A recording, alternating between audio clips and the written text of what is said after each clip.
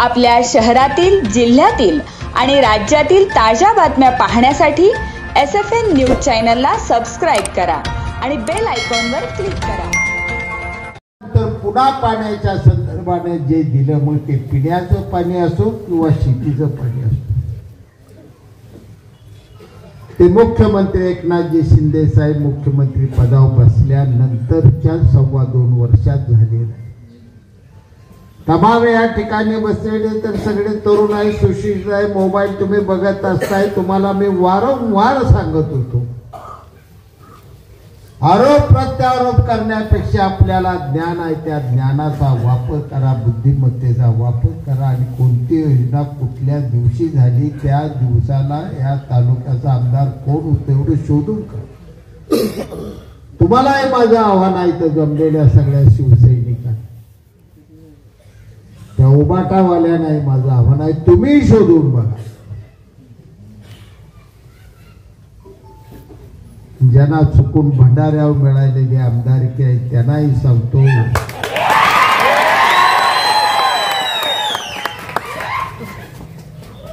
दुःख याचं आहे ज्या समाजानं शेतकरी कामगार पक्ष छतीला कवटाळ,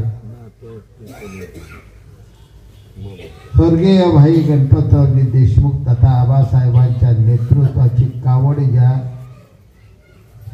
बहुसंख्य समाजाने खांद्यावर पिळली, दुर्दैवाने त्या समाजातल्या लोकांना आबासाहेबांच्या निधनानंतर मताला जाताना भंडारा देव शिवावं लागलं आणि मताला जावं लागलं.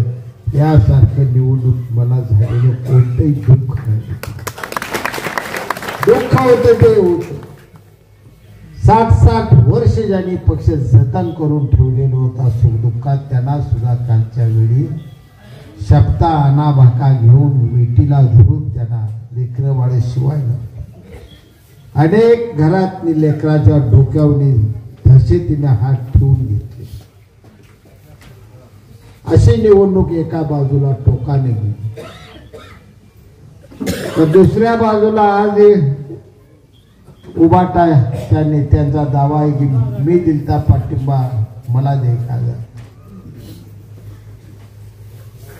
6 वेळा गणपतरावजी देशमुखांना पाठिंबा तुम्ही दिल्यानंतर सुद्धा त्यांनी तुम्हाला पाठिंबा दिला नाही आणि 1 वेळा तुमच्या अडचणीनं तुम्ही मला पाठिंबा दिला. अजूनही सत्य लपवून कधी राहत नाही, ठेवायचं. तुम्ही उभाच राहिला होता. नॉमिनेशन पेपर मशीनवर तुमचं शेवटपर्यंत नाव होतं. राजकीय तुमची अडचण झाली, तुम्ही मला पाठिंबा दिला. त्याचे मी उपकार मनापासून मानलं. लहान भावाने मी वागणूक दिली. निम्मा प्रत्येक गोष्टीत भागीदार म्हणून भागीदारी. हेच माझा आणलेला प्रोग्राम जर मी माझ्या शिवसैनिकांना 100% वाटप केला असता तर आज मला पराभव स्वीकारावा लागला नसता.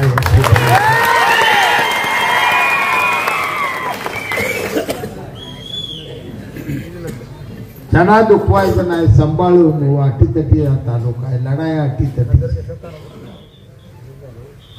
फिसकटलं तर पुन्हा सगळ्यांना दुखत, तुम्हालाही दुःख, त्यांच्याही लोकांना तुझ्या सुख येते.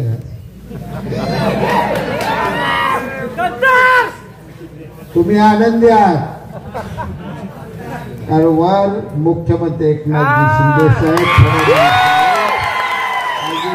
आपलं महायुतीचं सरकार आलं, यांचा ओबाटा विसावून मातुशीत निवांत बस. आपली राजकारणाची वाट महामार्ग बनलेली आहे. आपल्याला अडचण त्यांच्या वाटा बंद, त्यांच्या वागण्याने, आपल्या वागण्याने पण नाही. परंतु राजकारणात काल काय घडलं, कसं घडलं याचं बघत आपण निरीक्षण करत करत यशाकडे जाण्यासाठी पुढचं पाऊल टाकायचं. प्रचंड कष्ट तुम्ही सगळ्यांनी केलं, रात्रंदिवस कष्ट केलं म्हणून या अत्याचे वेगळी एक निवडणूक या तालुक्यात पहिली निवडणूक आहे की 3 उमेदवार अटीतटीने उभा राहिली. पहिली निवडणूक, याआधी निवडणूक कधी झाली आणि अशा बिकट प्रसंगात सुद्धा तुम्ही सगळ्यांनी कष्ट करून राबून रात्रंदिवस मतदारांच्या विनंत्या करून आज शिवसेनेचा धनुष्यबाण 91,000 मतापर्यंत घेऊन गेल्याबद्दल तुम्हाला पहिलं मी धन्यवाद मानत आहे.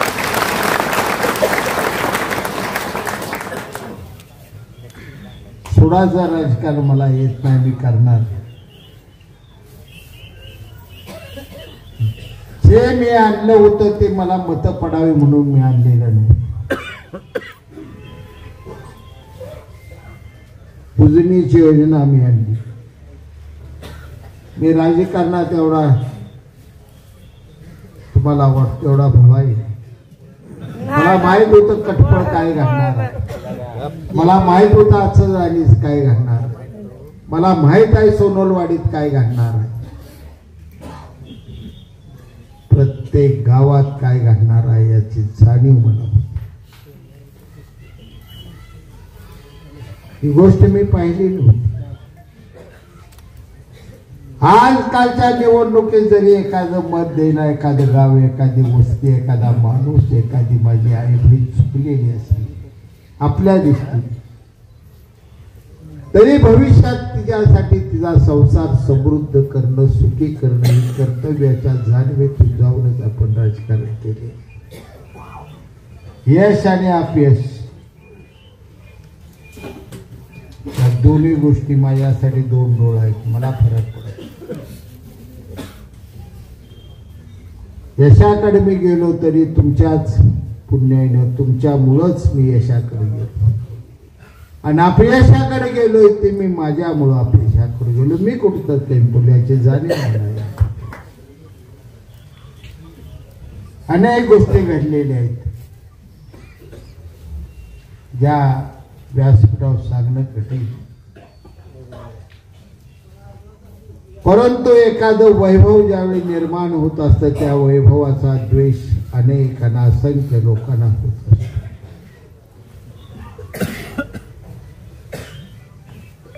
गुवाहाटीला गेल्यानंतर आणि परत आल्यानंतर तुम्हा सर्वांच्या आशीर्वादाने, मुख्यमंत्री एकनाथ शिंदे साहेबांच्या प्रेमामुळे, कृपादृष्टीमुळे जे एक प्रसिद्धीचं वलय मला मिळाले, वैभव मला मिळाले, त्या वैभवासाठी सर्वसामान्य तालुक्यातले तर सोडाच, पण महाराष्ट्रातील मोठमोठे नेत्यांच्या काळजात अशी धडकी बसली, काही झालं तर ह्याचा पराभव करायचा, कारण मी स्पष्ट वक्ता आहे. टीव्हीच्या समोर मी कधी गेलो त्यावेळी असत्य बोललो नाही, बोलणारही नाही. त्याचे माझ्या राजकारणावर काय परिणाम येतील याचा मी कधी विचार केलेला नाही जीवनात. हे माझ्या तमाम महाराष्ट्राच्या जनतेला जे सत्य सांगायचं आहे तेच सत्य मी सांगत येईल. त्याचे परिणाम माझ्या राजकारणावर काय होतील, भविष्यात माझ्या निवडणुकीत काय परिणाम होतील याचा मुलाहिजा मी कधीच केला नाही.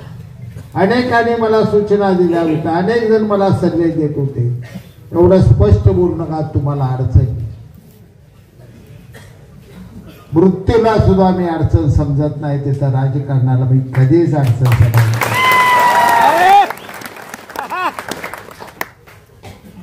कारण या देशात, या भारत मातेला तुमच्या माझ्या स्वातंत्र्य मिळाल्यानंतर ब्रीद वाक्य या देशाच्या तमाम जनतेनं स्वीकारलाय, ते सत्यमेव जयते. सत्याचा विजय असो हेच आपल्या देशाचं ब्रीद वाक्य. आणि म्हणून राजकारण एकतर करायचं तर जे घडल ते जे दिसतंय ते स्पष्ट स्वच्छ बोलायचं, या भावनेत तुम्ही राजकारण करायचं. या पराभवाचे परिणाम काय येणार आहेत, बोलणाऱ्या चौकात काय बडबडणार आहेत, काय बडते टीव्ही मोबाईलवर अनेक काय काय पोरं बाळ बोलताना दिसत आहेत, तिकडे लक्ष देऊ नका.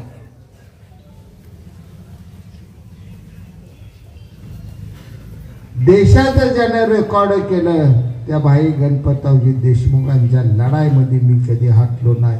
त्यांच्या लढाईचं कुठं घेऊन बस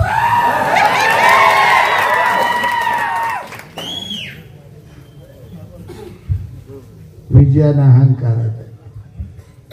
आता कोण तर बोललं या ठिकाणी वाळू व्यवसाय बंद कर. एकमेव गाव आहे अनगढाळ सर, एकमेव अनगढाळ गाव आहे. त्या गावच्या ग्रामपंचायतीनं 95-96 ला ठराव दिला की आमच्या गावची आम्हाला वाळू उचलायची आणि कलेक्टरकडे सादर केला. जाहीररित्या लिलाव करून 15,000 ट्रका वाळू तिथली कोल्हापूरला विकली. असं अनगढाळ गाव आहे. गाव कुणाचं आहे तुम्ही ओळखा, माहित आहे का? सांगावं लागेल. तो एक लिलाव सोडून या तालुक्यात कुठल्याच गावानं कधी ठराव केला नाही. मान नदीची वाळू वाचवण्याचा प्रत्येकानं प्रयत्न केले. त्यांनी वाळू उचलाय राजरोसपणे परवानग्या दिल्या. त्यांनी वाळूविषयी बोलू नये, शांत जरा राहावा. कर्ण ताटाय आलाय राजकारणात, लय मोठं काहीतरी बोललं म्हणजे घडतं असं नाही.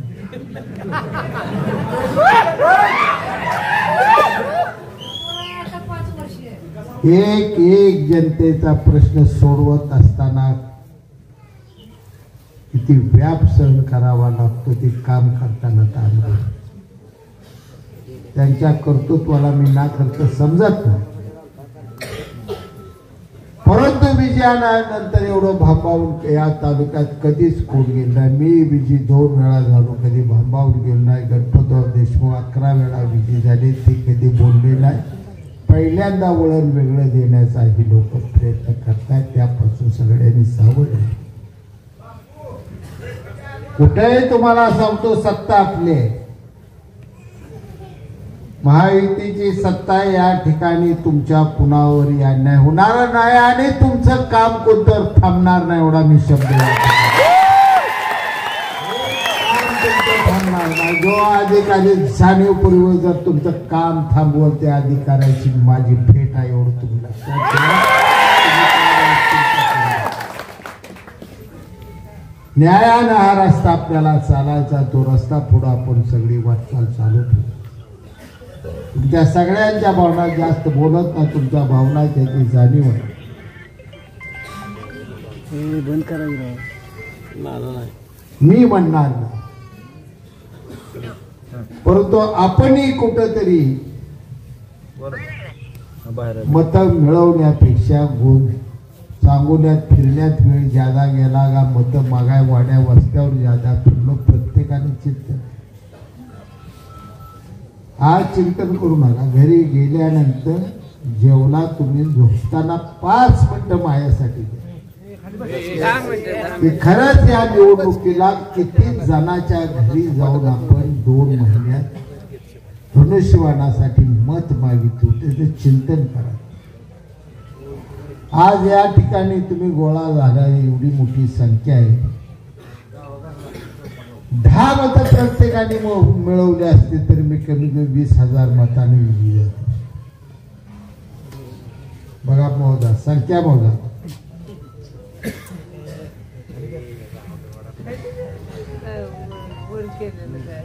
जिद्दीनं राजकारण केलं तर ते यशाकडे जात.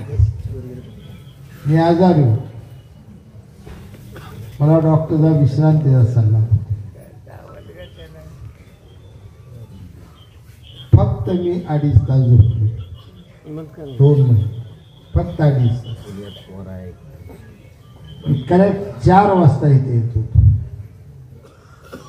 आणि 7:30 वाजता मी आंघोळी करून बाहेर येऊन लोकांना भेटून 8ची पहिली सभा घातली.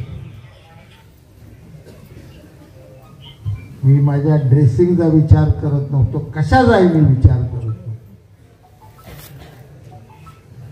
माझी ट्रीटमेंट देणारे बेचैन होऊन जात होते. पोटात काही खाल्ल्याशिवाय गोळी घ्यायची नाही, नियम आहे.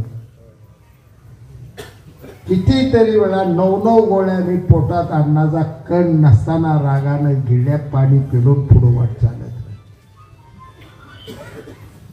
एकदा लढाई, ही लढाई माझी, मला आमदार व्हायचं नव्हतं, यासाठी मी 2 वेळा आमदारकी भोगलेली होती. आमदारकी कशी भोगली तुम्हाला सगळ्याला माहिती. एकमेव महाराष्ट्रात आमदार असेल की माझ्या बसतो त्या गादीवर, इकडे 4 आणि इकडे 4 मध्ये मी बसलेला एकमेव आमदार. बारका लेकरू आलं तर त्याला मी मांडी घेऊन बसू, तू का आलता म्हणून त्याला विचारल्यावर चॉकलेट खाऊ घातल्याशिवाय कधी बाहेर जाऊ दे. अनेकाने या ठिकाणी सल्ले दिले मला. जनतेचं काम करण्यासाठी थांबून चालणार नाही, त्यासाठी राजकारणात अडसर असता कामा नये. माझं आज स्पष्ट मत आहे, तुम्हाला आवडेल नाही ते. राजकारणाची जी काम आहे ती राजकीय त्या गावच्या आपल्या नेत्यांना विचारून निश्चितपणाने करावे. एक आधार कार्ड एका बिचारीला पाहिजे, ती आली. त्यासाठी जर तिला मी म्हणलं ती इथून तिथून आलेली 40-50 किलोमीटरवर की तो माझा गावचा ही आमका माणूस घेऊन उद्या ये, मग मी तुला सही करतो, तर त्या काळजाला किती दुःख किती गारा पडला असता याचा विचार. मग हे महामानव डॉक्टर बाबासाहेब आंबेडकरांच्या राजघटनेने आमदारकी सेवक म्हणून दिलेले आहे, रुबाबासाठी दिली. म्हणून आपण कधी रुबाब केला नाही या खुर्चीचा. आज इथे सण होत, मला तुमच्यात राहायचं, तुमच्यात प्रत्येक गोष्ट तुमच्या प्रत्येकाचा संसार भविष्यात असा उज्ज्वल होईल, वर जाईल.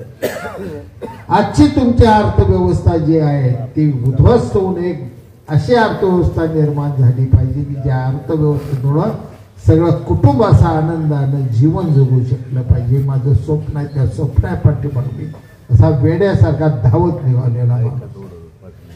आणि हे माझं स्वप्न मी हरलो किंवा पडलो किंवा जिंकलो म्हणून थांबणार नाही. स्वप्न हे मी पूर्ण करणारच आहे. त्यासाठी मी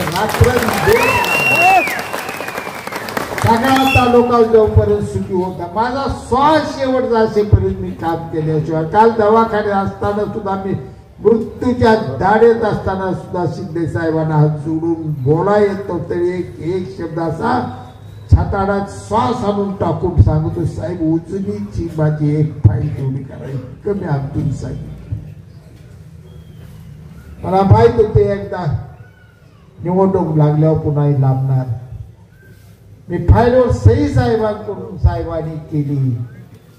फडणवीस साहेबांनी अतिशय वेगात त्याचं टेंडर केलं, अतिशय वेगात ते काम दिलं. वर्क ऑर्डर झाल्यावर नळ्या येऊन पडले. खरंय बापू, खरंय. तर मी माझ्या मृत्यूचा आणि माझ्या जिवंत राहण्याचा विचार करत बसलो असतो.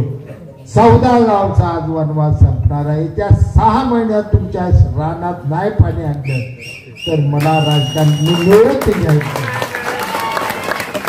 6 महिन्याचं हिरवगार होणार हे सुख. खासदार केला मी दीपक आबासाहेब विजयदादाला पाठिंबा देतात. स्वर्गीय आबासाहेब आपल्यात नाहीत.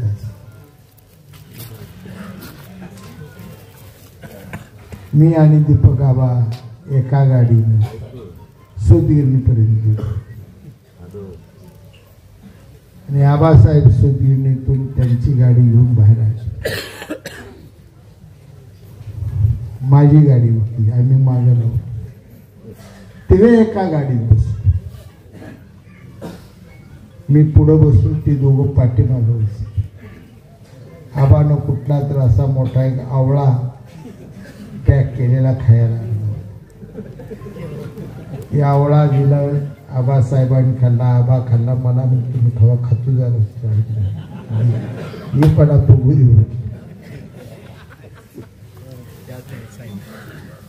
दीपक आबानं सुरुवात केली. सुदगिरण्या पुढे गेल्या, पाणी पाईपलाईनच्या नळ्या बघितल्या, शिरवाळी पाणी पुरवठे आणि आबा सहज म्हणून गेला. हे नळ्याचं आपलं पेच्या पाण्यात चांगलं साहेब काम झालं. आबासाहेब म्हणले झालं आपलं काय केलं.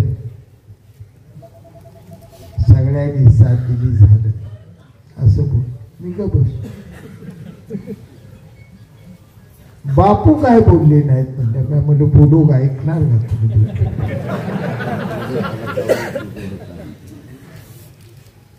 दीपक आभार तुम्हाला काय वाटतं पुढच्या लेकराला बघितल्यावर अंतकरणात जे वाटतं ते ह्या नळ्या बघताना मला वाटतंय कारण या नळ्याला मी जन्म दिलाय. नळ्याकडे बघताना नेहमी मला तालुक्यात फिरताना गर्व आणि आनंद वाटतो मनात. हे एक काम मी मोठं काम आशिया खंडातलं करायला भगवंताच्या कृपेनं माझ्या आई वडिलांच्या आशीर्वाद आहे. यात मला हे यश मिळालं. कामाचं स्वरूप असताना तुम्ही बघा दिवसात एक माणसाला तुम्ही कुठतरी मदत केली मग कसली मदत दवाखान्याची मदत करा मानदार कचेरीची मदत करा एखाद्या पोलीस स्टेशन मध्ये जाऊन त्याला मदत केलेली असो कोणतीही मदत असो एका माणसाला तुम्ही मदत केली आणि घराकडे परत जाताना रात्री तुमची रात्री सुखाने जाते. तुमचा भाव एक म्हणत असतो की आज आपण आमच्या आमच्याला मदत केली त्याचं काम झालं भावना तुमच्या अंतकरणात. आनंद कुठं बाजारात किलोवर खरेदी करता येत नसतो. समाधान कोणत्या तराजून जगात अजून कुणाला मोजता आले. आनंदाची निर्मिती आपल्या जवळ आहे आपल्या अंतकरणात आपल्या बुद्धिमत्तेत आहे. आपण जे करतो त्यातून आनंद कसा निर्माण करायचा आपल्या जवळ. समाधान कसं मिळवायचं आपल्या वागण्यावर समाधान कसं मिळवायचं जे आपण वागतोय जे करतोय त्यात समाधान नसेल आणि दुसरं जर आपण आपली सत्ता जी दिली जनता जनार्दनाच्या एका मतानं मिळालेली ती सत्ता दोषाची आहे अनमोल आहे ती सत्ता. तिचं मूल्य कमी लेखून चालणार आणि तिचा जर वापर आपण केला की एखाद्या निष्पाप माणसाला आत टाका आणि पापी माणसाला बाहेर सोडून द्या असं जर घाण केली कधीच परमेश्वर तुम्हाला माफ करत नसतो. दयावान अंतकरणानं राजकारण केलं. प्रत्येक प्रत्येक शिवसैनिक शिकवण स्वर्गीय हिंदू हृदय सम्राट बाळासाहेब ठाकरे साहेबांची शिकवण. तळातल्या माणसाला मदत करा आणि शिवसेना वाढवा. आपले लाडके पक्ष नेते आणि मुख्यमंत्र्यांची रात्रंदिवस कष्ट केले ते 4 तासाच्या वर झोप घेतली नाही 2.5 वर्ष 4 तासाची. आज तुम्ही शिंदे साहेबांची देहबोली बघा. मी इथं बसून सांगतो त्या वर्षाभरात कमीत कमी 7 ते 8 किलो वजन त्यांचं कमी झालं. इथून बसून सांगतो. रक्ताचा थेंब ना थेंब मांसाचा कण ना कण असा जळत चाललाय दररोज. ती महाराष्ट्राच्या जनतेच्या हितासाठी महाराष्ट्राच्या जनतेच्या कल्याणासाठी माझा महाराष्ट्र वैभवशाली झाला पाहिजे. माझा महाराष्ट्र या देशात नंबर 1 राहिला पाहिजे पहिल्या क्रमांकावर राहिला पाहिजे हे स्वप्न घेऊन मुख्यमंत्री एकनाथजी शिंदे साहेब आदरणीय फडणवीस साहेब अजितदादा रात्रंदिवस कष्ट आणि आज त्यांच्या कष्टामुळे घवघवीत यश आपल्या महायुतीला संपादन झाले.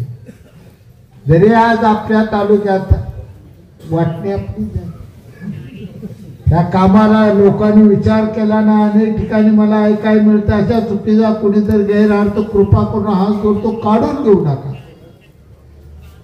तमाम सांगोला तालुक्यातल्या जनतेने आणि मतदाराने हा विकासाला स्वीकारलेला आहे म्हणून विकासाला 1,42,000 एकूण मतं पडली. याच विकासाचा निम्मा वाटा आपला तिकडे गेला आणि म्हणून त्या गाड्याला 51,000 मतं पडणार का पडते यातलेच आहे. या 5,500 कोटी विकासातलीच वाटणी झाली, दुसरी कुठली वाटणी झाली नाही. शेतकरी कामगार पक्षाला या तालुक्यात 1.5 लाख मतदारांनी स्पष्टपणे नाकारले. आपला पराभव झाला एका बाजूला, आम्ही जाहीररित्या मान्य करतोय. त्याच वेळी जे निवडून आले त्यांना सांगतो तुम्हाला मी जनतेनं नाकारलंय.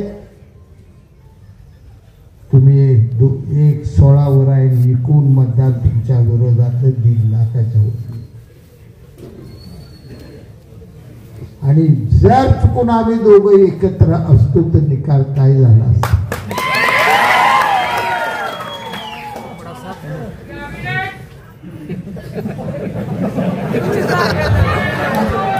काय बर एक केस पण आबा भांडते, आता भांडू द्या. काय आता भांडते तरी मला थोरलाय, मी मला सोसावला. पण एक केस बर 5 वर्ष गुलाल लिहिल्यापासून ते काल आबानं अर्ज भरेपर्यंत एका केसाएवढी मी चूक आबाविषयी केलेली किंवा आबाचा एक शब्द त्याने आठवून 5 वर्षात बघायचा, आठवून 8 दिवस मुदत दिली. त्या आबानं मला सांगितलं, मी ऐकलं नाही असा एक शब्द त्याला सापडतो का डिक्शनरी त्या बघा. प्रत्येक गोष्ट मान्य केली, प्रत्येक गोष्टीचं काय असतं ते लाड पूर्ण केलं. लहान आहे, आपला आहे, मदत केली. आपल्याला दिवस आलं त्याच्यामुळे जाणीव ठेवली. मला जाणीव नव्हती आपल्याला, पण येणाऱ्या निवडणुकीच्या गणितात माझं मन म्हणते, कदाचित माझं चुकत बी असेल, पण माझं मन म्हणत होतं बाबासाहेब विरोधी दीपक आबा लागल्यानंतर बाबासाहेब चांगला 60-70 हजारांना आल्याशिवाय राहत नाही. माझं मन मला म्हणत होतं. माझं चुकलं बी असेल, मी काय माझं बरोबरच आहे म्हणत नाही. आता त्यांनी गोंधळ निर्माण केला की बापू 3 नंबरला गेला. आता ज्यांना राजकारण येतच नाही, ज्यांना राजकारण कळत नाही, त्यांनी सगळा असा गोंधळ ह्या निवडणुकीत निर्माण केला. बापू 3ला, बापू 3ला, बापू कोणी म्हणाव त्याला काय जग काय रे. मत सुद्धा अजून त्याला निर्माण झाला नाही. तिरणं सुद्धा वडाय तुमचा बापू 3 नंबरला. त्याचा घोटाळा तुमच्या तर देण्यात आला आहे, तुमच्याही लक्षात नाही आला. 10-15 हजार मत असं गोंधळलं की यायला बापू खरंच 3ला गेला तर हे भूत निवडून यायला नको म्हणून त्या बाबासाहेबांना मत देऊन बस. 10-15 हजार मत अशी निघून गेली. ह्याच्यापेक्षा मग ती बरं आहे. त्यांना राजकारणात डॉपेच बी कळत नाही, तर काय बोलावं काय नाही. बोलायचं होतं त्यांना, असे मत घ्यायचे, म्हणायचं फाईट आमच्यात बापूच्या हातात आहे. ही म्हणाय कुणी अडवलं होतं ते काय नाही, लढाई आपली बापूचीच आहे एवढं नका म्हणलं असं तरी मी निवडून घेतो. त्या सुटली जळखांड्यावरून रे देवा काय सांगू. 5 वर्ष सांभाळीन अशी भुतावणी माझ्या अंगावरची सुटली सगळी, त्याला काय माफ नाही. त्यांना शेका पक्षी इथं या तालुक्यात ही विसरूनच गेली. त्या उभाटाला वाटले एकच या तालुक्यात राजकारणात माणूस आहे ती शाजीबापू आहे, ती बाबासाहेब देशमुखला विसरली. राजकारण करत असताना कधी आपल्या हातून कोणता डावपीस कधी अंगावर येतो कळत नाही. कुस्तीच्या डावात श्रीकांत दादा इथं बसतात. कधी कधी आपण लय तरबेज असतो, डाव मारायला जातो, पण डाव जर बोजानं अंगलोटाला आपणच पडत. ती अवस्था झाली दीपकाला.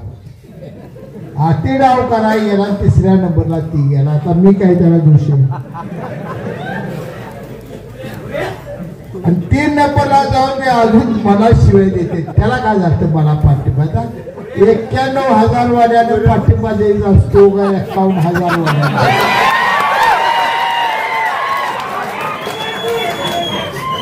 जाऊ द्या. आता तुम्ही म्हणणार आवाज दे पाहिजे. उद्या आबा 29 मीटिंग आहे त्याची म्हणणार नाही बापू दे पाहिजे. कोर्टात जाऊ कुठल्या तरी जे ते सांगेल नेमकं तुम्ही कुणाला देऊ पाहिजे.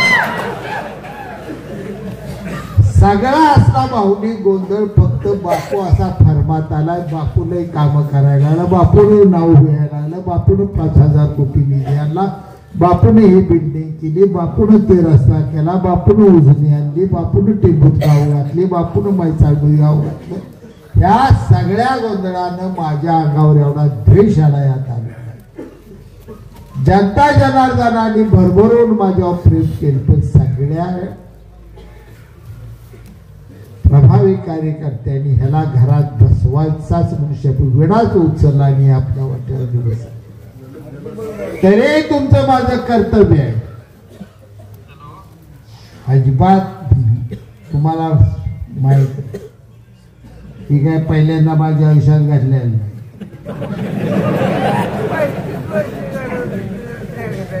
मला कोण फोन करतय बापू खचून जाऊ नका.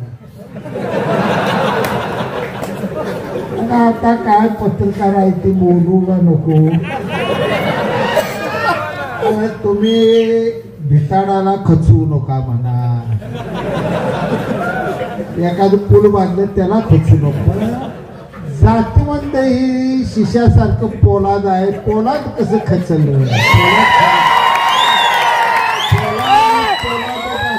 कधी खचत नाही, झेजत नाही. ते पाषाणापेक्षाही जड असतं. ताकद माझं हृदय भगवंताने दिलेलं हृदय, ह्याला दुःख कधी नाही.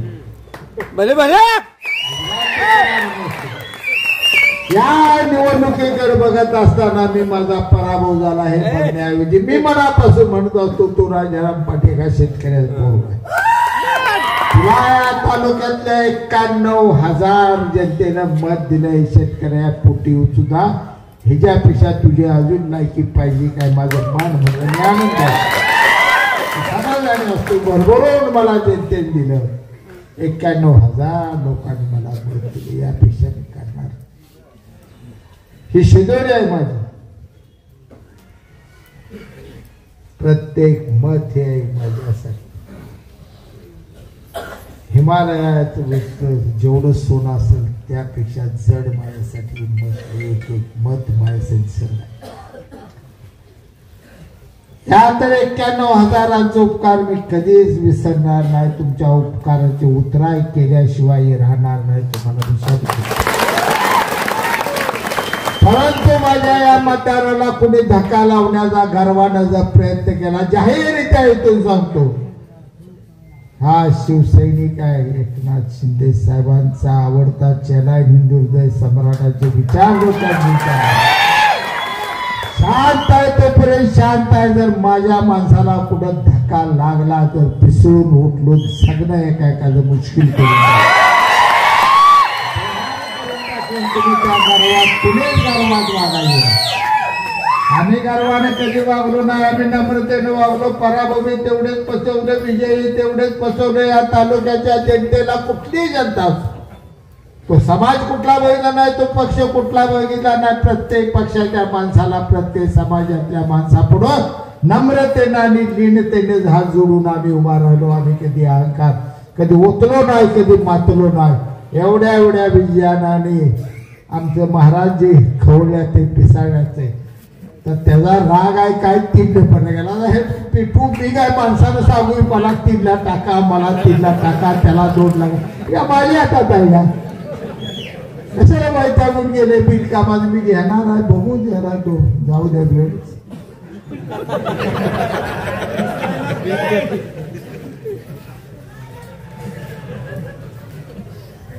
चुकीच्या दिशा पकडून मला अनेक जण बोलले. श्रीकांत दादाला इथे सांगतो की उभाटा जोपर्यंत आहे नाही त्याकडे बघत स्वामी.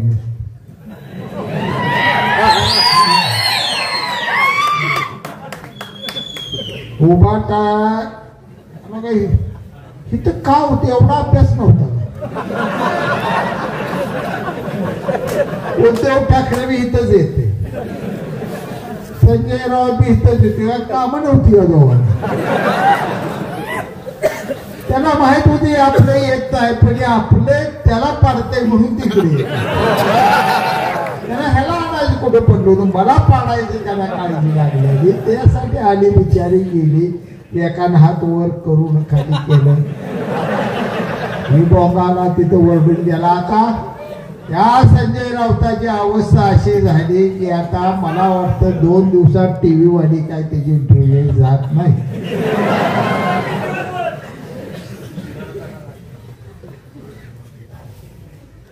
राजकारणात अंदाज करत आम्ही अंदाज करतो मी तुम्हाला प्रत्येक माझ्या भाषणात सांगितलं आठवा प्रत्येक गावची तुम्ही आहात कमीत कमी 170 जास्तीत जास्त 200 जागापर्यंत महायुती जाईल माझ्या प्रत्येक भाषणात आहे या सगळ्या क्लिपा काढून बघ मी अंदाज देतो कमीत कमी 170 आणि जास्तीत जास्त 200 पुढे सुद्धा महायुती गेल्याशिवाय राहायची नाही मी बोलत आणि संजय राऊत म्हणत होता की 4 दिवस जाईल विषय मिटलेला आणि आम्ही आता सत्य येणार आहे पुन्हा पुन्हा तुरुंगात टाकायची वाट बघत काय गाड्यांनी आधी काढली त्या तू तुरुंगात जाऊन आला 10-15 दिवस म्हणून सगळा महाराष्ट्र तुरुंगात गेला पाहिजे की काय नाही काय माणसाचे मन तर कसं असतंय आता या संजय राऊताचं या महाराष्ट्राची जनता कधी काय ऐकणार नाही लबाड लांड काय होणार फसवाने लबाड बोलते काय बोलते त्याला शिंदे साहेब फडणवीस साहेबांचं वाईट बोलल्याशिवाय काय अनगॉड लागत नाही आणि ह्याला भाकरी जर संध्याकाळी खायला झाली तर आता ह्याला असं करावं लागणार आहे की खोली बंद करून शिंदे साहेबाला थोड्या शिव्या फडणवीस साहेबांना त्यात एका दिवशी शाजी बापूला शिवाय देणार मग प्रकार बायकोला भूक लागली जरा वाढाचा त्याशिवाय भूकही लागत नाही करावं काय असलाही माणूस असल्या माणसाचं टीव्हीवर इथनं पुढं काय सुद्धा ऐकायचं नाही आता आपल्याला आपल्या नेत्यांनी जो विश्वास आपल्यावर टाकला आपल्यावर प्रेम केलं भरभरून आपल्याला विकासाचा निधी दिला शिंदे साहेबांनी प्रत्येक फाईलवर सही केली फडणवीस साहेबांनी जलसंपदा खात्यात किती फडणवीस साहेबांनी आपल्यासाठी बैठक केली आपण शिवसेनेत होते ते भाजप होते पण सकाळी 8 वाजता पहाटेच्याला बैठक सगळे मोठे मोठे अधिकारी 8-8:30 ला बैठक चालू होईल त्यावेळी ही सगळी कामं झाली एवढ्या सोप्या ती कामं झाली नाहीत आणि माझी अवस्था अशी गुडघ्याची अवस्था अशी इतर आजार असे त्यातूनही धडपड केली मी तालुक्यात जनतेसाठी केली तुम्हाला सगळ्यांना आपलं भविष्य आपलं जीवन किती राहिले खरंय बापू खरंय लेकरू आहे आपलं त्याला काय प्रश्न सोडवायचा कुणी सोडवायचा त्या भविष्याचा कुणी विचार करायचा का नाही का त्याला संगोपन करताना मोठं करताना पण त्याच्या आईने एकटीनच विचार करायचा का त्या लेकराचा त्याशी आपलं काय नातं गोतं लागते का नाही आपल्या तालुक्यातला ते घर आहे ते आपल्या तालुक्यात लेकरू जन्माला आले ह्याला तालुक्यात सुखाचा भविष्याचा एक दिवस चांगला असा दिसला पाहिजे हे विचार आपल्याला आपण करायचे का नाही ह्या सगळ्या विचारातून आपल्याला जायचं आहे तुम्हाला आवर्जून सांगतो खचून जाऊ नका हरल्याची भावना मनात आणू नका माझ्या विश्वास ठेवा एखादी गोष्ट मनात घेतली का मी करत असतो आमदार पेशंट जर झनाट मोठं काही घेऊन येणार तर माझं नाव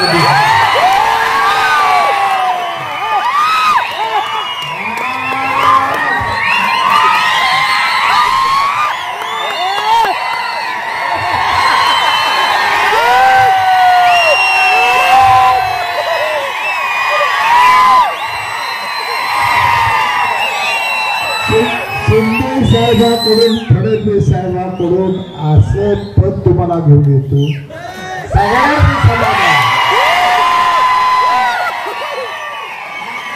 आणि ज्या रुबाबात 5 वर्ष केली त्या डबल रुबाबात तुम्ही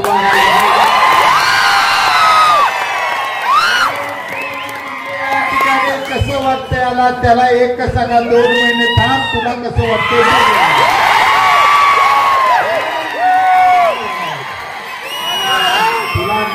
आठवडाभर घरात काळ्या आवाज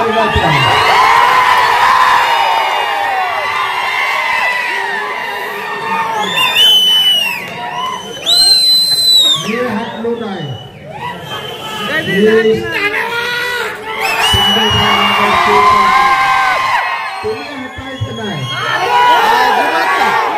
येणाऱ्या स्थानिक स्वराज्य संस्थेच्या निवडणुका गुलालानच पार पाडायच्या. सल्लागार कोणी व्हायचं या तालुक्यात माझं असं झालंय, कार्यकर्ते कमी सल्लागार झाले. जे ते घर सोडताना सोडते बापूला काय कळत नाही, तुम्ही असं केलं ना बसायचं. दिलेत ना सगळे अधिकार मला.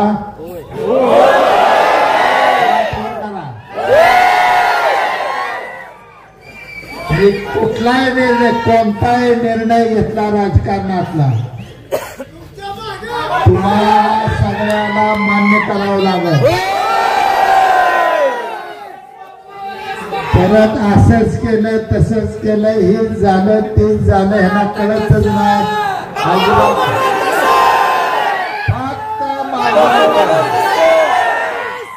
फक्त माझा ऐका.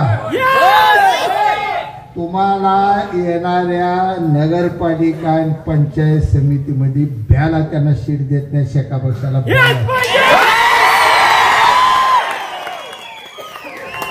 तुमचा राडा चालू झाला, लय जण आपल्याच राडा घालणार नाही. त्याला हात जोडून विनंती करतो. मी पहिलंच वाक्य नाव ठेवणं सोपं आहे, स्वतःच चिंतन स्वतः तपासून बघा. असू द्या मी त्रास सहन केला. प्रत्येकाने विचार करायचा आपण बापूला नेमकं काय काय आनंद दिला, सुख दिले का त्रास दिला, प्रत्येकाने. माझा विषय नाही, मी सहन करणारा माणूस आहे, माझी सोशिकता आहे, माझा स्वभाव आहे. परंतु यात आपल्या तमाम तालुक्यातल्या आपल्या शिवसैनिकाची आपल्या पक्षाची हानी होते याचा प्रत्येकाने विचार करा. त्याही पुढे जाऊ. या तालुक्याचं जर आपण 90 सालाला पहिलं पाऊल ठेवत असताना स्वप्न बघितले, हे तालुका समृद्ध बनवूनच आपण जीवन संपवायचं, तर ह्या आपल्या ध्येयाशी आपण आता बेईमान कुणीच व्हायचं. जे वैभव देऊ ते आपण चांगलं वैभव देऊ. तमाम सांगोला तालुक्याला तमाम जनतेला सांगू, ही शिवसैनिक आहे आम्ही तुमचे सेवक आहोत. तुम्हाला चांगला दिवस दाखवण्याची जबाबदारी शिवसेना पक्षाची आहे, शिवसेनेची आहे. आमचे नेते एकनाथ शिंदे साहेबांची, शहाजी बापूची जबाबदारी आहे. हे सांगा आणि उज्ज्वल भविष्य तालुक्याचं बघायला सुरुवात करा. खचून कुठेही जाऊ नका. कामाला दुप्पट वेगाने कामाला चालू करा. दुसऱ्याला वाईट म्हणण्यापेक्षा आपण काय केल्याचं चिंतन करा. नावं ठेवून एखाद्याला दुखवून पुन्हा 4 मतं घालवण्यापेक्षा जाऊ दे झालं गेलं आम्ही विसरलो तू बी विसर अशी भाषा बोलायला चालू करा. ही भाषा बोलाल तर 4 मतं वाढताली. आणि तुम्ही घाण केली, तुमच्यामुळं राडा झाला, तुमच्यामुळं असं झालं म्हणत बसला तर उद्याच्या निवडणुकीला दुखवलेला माणूस आपल्या हाताला लागणार नाही. कुणाला पाया पडतो तुमच्या. झळ मी खाल्ली, सोसले मी, पराभव मी सोसतो. माझा पराभव ही तुमचा पराभव आहे. परंतु कुणाला दुखवू नका. मी एक शब्द कुणाला बोललो अख्ख्या तालुक्यातनं मला सांगा, कुणाला असा चुकीचा मी फोन केलाय, कुणाला वाईट बोलतोय का, कुणाला खवळतोय का? मला आता एक क्लिप दाखवली. आबा कुणाला तर त्या बामणीया काय तर खवळला येताना मला दाखवलं. काय आता खवळून काय मतदार आहे ती मतदार तेही भावणार. कोण मला शिव्या देणार, कोण मला म्हणणार तुम्ही घाण केली नाही तर आमचं होतो. तो खराय बाबा आम्हाला म्हणणार तुम्ही चुकला नाही तर बापू जोड होतो. तुम्हाला म्हणणार तुम्ही चुकला आबा जोड होतो. तर काय तर चालणार आहे. नशीब अजूनही चांगला आहे की तुम्ही चुकला नाही तर बाबासाहेब बिनविरोध झाला पाहिजे असं अजून कोण म्हणलं नाही.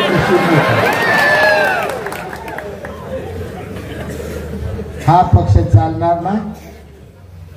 या विचाराने रशियाचं 7-8 तुकडं झालेलं आहे. पश्चिम बंगालमधनं ममता बॅनर्जीने पक्ष आउट करून टाकलाय. कोकणातल्या जनतेनं फेकून सगळीकडे भगवा झेंडा फडकवलाय. हे तांबडं फडकं फक्त आणि फक्त राहिले. आता आपल्या ते टप्पा राहिला.